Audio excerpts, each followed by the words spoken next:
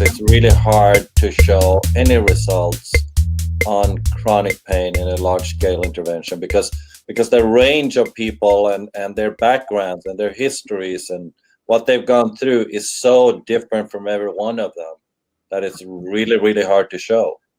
And if we then add the opioid and they've been on pain medication for a long time, then we're adding another layer to it, right?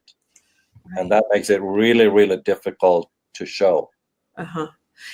So your thought is, if we could engage with people maybe even more with when they're healthy or at the beginning of problems, that we might actually be able to really see some difference in whether or not those folks end up in chronic pain cycles in the long run that are intractable or difficult to influence. I think that's what it needs to be. But unfortunately, the people that are coming to us, we're like the last resort for a lot of people. We are. Yeah, we are. Usually they've tried everything. Sue Ellen wrote, my experience is that I am a mess on an MRI. Although a diagnosis is something to ponder, I feel like it would be an endless road for me, one that I almost never chose to take since discovering the Feldenkrais method. I have had RA, rheumatoid arthritis, since a child and had 13 major surgeries before I discovered this work, and none since. I ask people to consider 3 months of work with lessons before they choose another path beneficial, even if they do decide to move forward with surgery, which sometimes happen. But when people feel safe and loved, the pain seems to dissipate. Wow. Isn't that great? And we know, the three of us and many people listening know that rheumatoid arthritis is a significant life challenge. That's very impressive, Sue. Thank you so much for sharing that with us. There was a really interesting thing on NPR this morning, and I sent it to you guys, on placebo, and it turned out it was really interesting because there was one study that showed that even the doctors who told the patient they were given sugar pills, if they showed that love and caring, the patient still got better. Yeah. And that's what it comes down to. Well, I think that's amazing. I think that's totally happening. To be in that positive psychological realm in a way. But I'm going to just be a little contrary and say, well, I wasn't that invested. A pain is what brought me to Feldenkrais, and it brought many people in a similar way to the work. And I would say a year-long struggle with pain would qualify. I don't know, would that qualify for it to be chronic? I mean, how long does it take for something to be called chronic? So, and I have to say, I mean, maybe I'm unusual, but I think my felt sense that, and I didn't do hands-on work. I had just I just watched something and then went and repeated it on myself. We would almost say it's an awareness through movement lesson. But I just did it after watching a practitioner guide somebody else. And I immediately felt a shift, and I wasn't taking opioids. So that is something. Like, I think if you are in that cycle of like, I've got to take this is the only way I can function in my daily life, I think it is a little trickier. But when the nervous system is not so dampened, I think people feel those profound changes, and that leads the inquiry. It makes you go, what is that? Why does that feel better? And I did virtually nothing. That's the thing that's really cool. Yeah, I wonder, Staffan, if we were to measure, I kind of go with Anastasi in this. I wonder if instead of measuring whether or not people's chronic pain improves, whether or not people get their function back and they start defining their lives differently doing Feldenkrais. I mean, I think that's what I see in some of the situations that are more long-term, that I say, even including myself, that, somebody who had a lot of chronic pain since very early in childhood. And by the time I got to the Feldenkrais training, I was already in my mid-30s. And that's a pretty long-term chronic pain, right? From really a very young age, maybe 3 or 4 years old, straight through. So I think one of the things that was so significant for me was that it quit becoming how I organized my life around.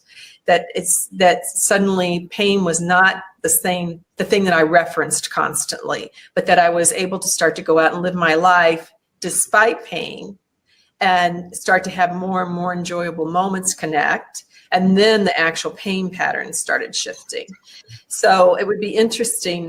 We could talk about this a little bit more when we get Diane and Cliff on, but that might be interesting whether or not any of those studies are being done more around, do you get your life back?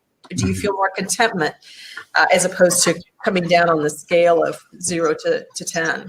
Yeah, and I think if you read the studies today that we're looking both from an academic perspective and more of the clinical work, it's all about function.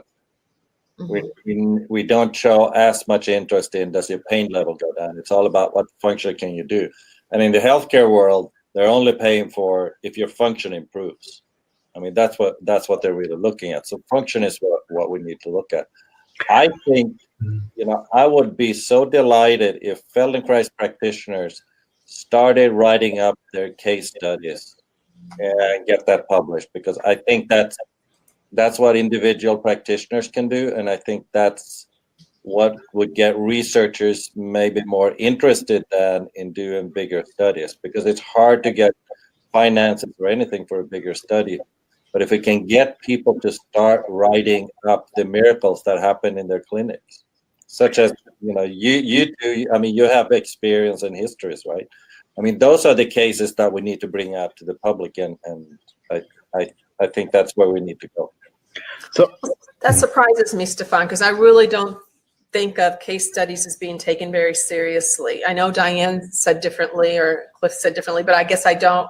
In my way of thinking, I don't see them being taken very seriously. And I'll say the second piece of it, which is I find it is damn hard to get published. It's very hard.